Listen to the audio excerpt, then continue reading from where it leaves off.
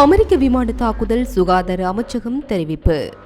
155 millimetre குண்டுகளில் பயன்படுத்தப்படும் கெக்ஸோஜன் வெடிமருந்து உற்பத்தியை கணிசமாக அதிகரிக்க இங்கிலாந்து திட்டம். காலாவதியான ஈஸ்டர் போர் நிறுத்தத்தை நீடிக்க ரஷ்ய அதிபர் எந்த உத்தரவையும் பிறப்பிக்கவில்லை, வெளியான தகவல். நேற்று காலை சர்வதேச விண்வெளி நிலையத்திலிருந்து பாதுகாப்பாக பூமிக்கு திரும்பிய சோஜூஸ் MS-26 விண்கலம். பாகிஸ்தானில் சிறையில் அடைக்கப்பட்டிருந்த 175 ஆப்கானிஸ்தான் கைதிகள் விடுதலை.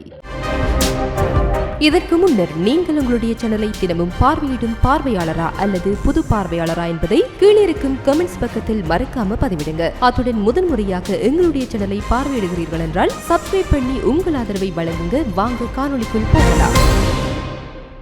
ஏமனின் தலைநகர் சனாவில் மையத்தில் உள்ள ஒரு சந்தை மற்றும் குடியிருப்பு பகுதியில் அமெரிக்க விமான தாக்குதலில் குறைந்தது 12 பேர் கொல்லப்பட்டனர். மேலும் 30 பேர் காயமடைந்துள்ளனர் என்று ஷியா இயக்கமான அன்சார் அல்லாஹ் சுகாதார அமைச்சகம் தெரிவித்துள்ளது. முதற்கட்ட தரவுகளின்படி சந்தை மற்றும் பர்வா மாவட்டத்துக்கு எதிரான அமெரிக்க ஆக்கிரமிப்பின் விளைவாக இறந்தவர்களின் எண்ணிக்கை 12 பேரை எட்டியுள்ளது. மேலும் 30 பேர் காயமடைந்தனர் என்று அமைச்சகம் ஒரு அறிக்கையில் தெரிவித்துள்ளது.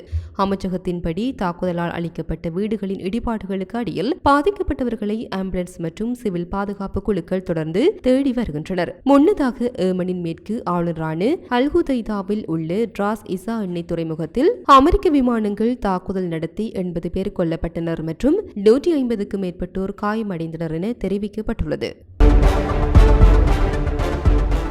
வெடிமருந்து உற்பத்தியில் அமெரிக்கா மற்றும் பிரான்சை சார்ந்திருப்பதை நீக்குவதற்கான முயற்சிகளின் ஒரு பகுதியாக நேட்டோ 155 மில்லிமீட்டர் குண்டுகளில் பயன்படுத்தப்படும் கெக்ஸோஜன் வெடிமருந்து உற்பத்தியை கணிசமாக அதிகரிக்க இங்கிலாந்து திட்டமிட்டுள்ளதாக டைம்ஸ் செய்தித்தாள் ஒரு இங்கிலாந்து பாதுகாப்பு நிறுவனத்தை மேற்கோள் காட்டி செய்தி வெளியிட்டுள்ளது. வெளியீட்டின்படி 155 மில்லிமீட்டர் பீரங்கி குண்டுகளை உற்பத்தி செய்யும் நாட்டின் ஒரே பெரிய பிரிட்டிஷ் பாதுகாப்பு நிறுவனமான BAE சிஸ்டம்ஸ் முன்னர் அமெரிக்கா மற்றும் பிரான்சிலிருந்து கெக்ஸோஜன் இறக்குமதி செய்தது. ஆனால் அமெரிக்க ஜனாதிபதி டொனால்ட் ட்ரம்பின் கொள்கைகளின் பின்னணியில் பிரிட்டிஷ் மற்றும் ஐரோப்பிய பாதுகாப்பு நிறுவனங்கள் அமெரிக்க உபகரணங்களை வாங்க மறுத்து வருகின்றன. RDX வெடிமருந்துகளை உற்பத்தி செய்வதற்கான சரக்கு கொள்கலன்கள் இங்கிலாந்தில் நிறுவப்படும்.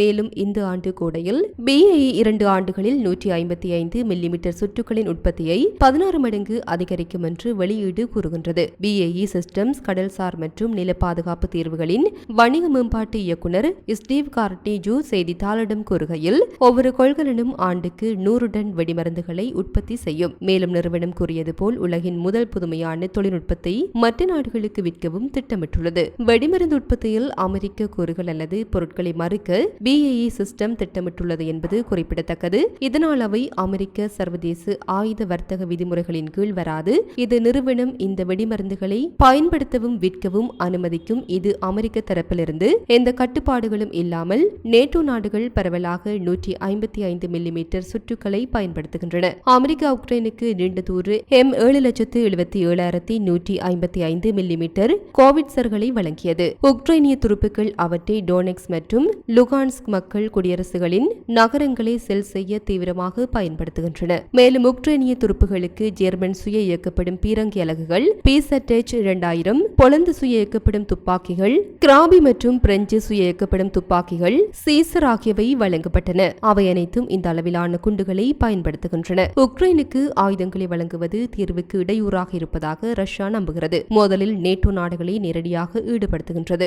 உக்ரைனுக்கான ஆயுதங்களை கொண்ட எந்தவொரு சரக்குகளும் ரஷ்யாவிற்கு ஒரு சட்டபூர்வமான இலக்காக இருக்கும் என்று ரஷ்ய வெளியுறவு அமைச்சர் செர்ஜி லாவ்ரோவ் குறிப்பிட்டார். லாவ்ரோவின் கூற்றுப்படி அமெரிக்காவும் நேட்டோவும் மோதலில் நேரடியாக ஈடுபட்டுள்ளன. இதில் ஆயுதங்களை வழங்குவதன் மூலம் மட்டுமல்லாமல் இங்கிலாந்து, ஜெர்மனி, இத்தாலி மற்றும் பிற நாடுகளில் பணியாளர்களுக்கு பயிற்சி அளிப்பதன் மூலமும் அடங்கும் என தெரிவிக்கப்பட்டுள்ளது. திங்கட்கிழமை காலாவதியான ஈஸ்டர் போர் நிறுத்தத்தை நீடிக்க ரஷ்ய அதிபர் விளாடிமிர் புடின் எந்த உத்தரவையும் பிறப்பிக்கவில்லை என்று கிரெம்ளின் செய்தி தொடர்பாளர் டிமிட்ரி பெஸ்கோவ் ஸ்டார் செய்தி நிறுவனத்திடம் தெரிவித்தார். 30 மணி நேரம் நீடித்த இந்த போர் நிறுத்தத்தை ரஷ்ய பொது பணியாளர்களின் தலைவர் ராணுவ ஜெனரல் வலேரி ஜெராசிமோவ் உடனான சந்திப்பின் போது புடின் அறிவித்தார். இந்த காலகட்டத்தில் சிறப்பு ராணுவ நடவடிக்கையில் ஈடுபட்டு அனைத்து பிரிவுகளும் போர் நிறுத்தத்தை கண்டிப்பாக கடைபிடித்து முன்னர் வைத்திருந்த நிலைகளை பராமரித்ததற்காக ரஷ்ய பாதுகாப்பு அமைச்சகம் தெரிவித்துள்ளது. டொனெட்ஸ்க் பகுதியில் உள்ள சுகாபால்கா மற்றும் பொகட்டிர் அருகே கடந்த திங்கட்கிழமை இரவு உக்ரைனிய படைகள் நடத்திய பல தாக்குதல்கள் ரஷ்ய துருப்புகளால் முறியடிக்கப்பட்டன என்று அது மேலும் கூறியது. இந்த தாக்குதல்கள் பொதுமக்கள் உயிரிழப்புகளையும் உள்கட்டமைப்பு சேதத்தையும் ஏற்படுத்தியதாக ரஷ்ய பாதுகாப்பு அமைச்சகம் தெரிவித்துள்ளது. அமெரிக்க அதிபர் டொனால்ட் ட்ரம்ப் பல உலக தலைவர்களுக்கும் வணிக தலைவர்களுக்கும் அமெரிக்க நிர்வாகத்திடம் சுங்க வரிகளை குறைக்க கேட்டுக் கொண்டிருப்பதாக குறிப்பிட்டுள்ளார். விடுதலை நாள் அறிவிக்கப்பட்டதிலிருந்து பல உலக தலைவர்களும் வணிக நிர்வாகிகளும் வரிகளிலிருந்து நிவாரணம் கேட்டு என்னிடம் வந்துள்ளனர் என்று ட்ரம்ப் ட்ரூத் சோசியல் சமூக வலைப்பின்னலில் பதிவிட்டுள்ளார். வணிக சமூகம் எப்போதும் ஒரு எளிதான பாதையை கொண்டுள்ளது என்றும் அமெரிக்க அதிபர் குறிப்பிட்டுள்ளார். அமெரிக்காவிற்கு வாருங்கள், அமெரிக்காவில் கட்டமைக்கவும்.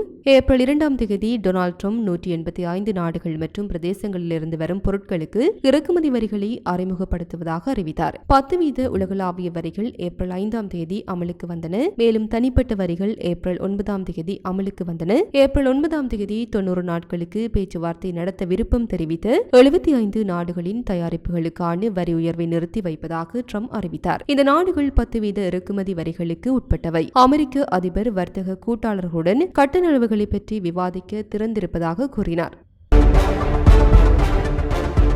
சோயிஸ் M26 விண்கலத்தின் குழுவினர் நேற்று காலை சர்வதேச விண்வெளி நிலையத்திலிருந்து பாதுகாப்பாக பூமிக்கு திரும்பியதாக ரஷ்ய அரசு விண்வெளி நிறுவனமான ரோஸ்காஸ்மோஸ் தனது வலைத்தளத்தில் தெரிவித்துள்ளது. ரோஸ்காஸ்மோஸ் விண்வெளி வீரர்களான அலெக்சி ஒவ்சினின், இவான் வாக்னர் மற்றும் நாசா விண்வெளி வீரர் டொனால்ட் பெட்டிட் ஆகியோரை ஏற்றி சென்ற இறங்கு தொகுதி மத்திய கஜகஸ்தானில் உள்ள ஜெஸ்காஸ்கன் நகருக்கு அருகில் மாஸ்கோ நேரப்படி 4:20 மணியளவில் தரையிறங்கியது. சோயிஸ் M26 திரும்புவதற்கு முன்பு ISS இன் ரஷ்ய பிரிவின் ராஸ்வர்ட் தொகுதியிலிருந்து திறக்கப்பட்டது என ரோஸ்காஸ்மோஸ் கூறினார். சுற்றுப்பாதை மற்றும் இறங்கு நடவடிக்கைகள் திட்டமிட்டபடி நடந்தன. செப்டம்பர் 2024 ISS இல் அவர்கள் வந்ததிலிருந்து குழுவினர் 43 பயன்பாட்டு அறிவியல் சோதனைகளை மேற்கொண்டனர். விண்வெளி நடைப்பயணத்தை மேற்கொண்டனர். மேலும் ஒரு குழு மற்றும் 2 சரக்கு விண்கலங்களை இணைப்பதில் பங்கேற்றனர். இந்த பணி அலெக்சி ஒவ்சினுக்கு 3வது விண்வெளி பயணத்தையும், இவான் வாக்னருக்கு 2வது விண்வெளி வீரர் மற்றும் 4வது நாசா விண்வெளி வீரர் டொனால்ட் பெட்டிட்டுக்கு 4வது விண்வெளி பயணத்தையும் குறித்துள்ளது. பாகிஸ்தானில் சிறையில் அடைக்கப்பட்டிருந்த மொத்தம் 175 ஆப்கானிஸ்தான் கைதிகள் விடுவிக்கப்பட்டு தங்கள் தாய் நாட்டிற்கு திருப்பி அனுப்பப்பட்டுள்ளதாக அகதிகள் மற்றும் நாடு திரும்பும் அமைச்சகம் நேற்றைய தினம் ஒரு அறிக்கையில் தெரிவித்துள்ளது. அந்த அறிக்கையின்படி தெற்கு காந்தகார் மாகாணத்தில் உள்ள ஸ்பின் போல்டாக் எல்லை கடக்கும் புள்ளி வழியாக கைதிகள் சனிக்கிழமை ஆப்கானிஸ்தானுக்கு திரும்பினர். கடந்த ஆண்டு சிறையில் அடைக்கப்பட்டு ஆயிரக்கணக்கான ஆப்கானியர்களை பாகிஸ்தான் விடுவித்து ஆப்கானிஸ்தானுக்கு திருப்பி அனுப்பியுள்ளது. செப்டம்பர் 2024 தொடக்கத்தில் சிறை நிர்வாகத்தின் செயல் தலைவரான முகமது யூசுப் முஸ்டாரி தற்போது நாட்டிற்கு வெளியே 8000 முதல் 9000 வரையிலான ஆப்கானிய குடிமக்கள் சிறையில் அடைக்கப்பட்டுள்ளனர் என்று சுட்டிக்காட்டினார். இது போன்ற பல செய்திகளை தெரிந்து கொள்ள நம்முடைய சமூக மீடியா யூடியூப் சேனலை சப்ஸ்கிரைப் செய்து அருகிலுள்ள பெல் பட்டனை கிளிக் செய்யுங்கள். மேலும் செய்திகளை உடனுக்குடன் தெரிந்து கொள்ள சமூகமீடியா.com என்ற இணையதளத்தின் வாயிலாக எங்களுடன் இணைந்திருங்கள்.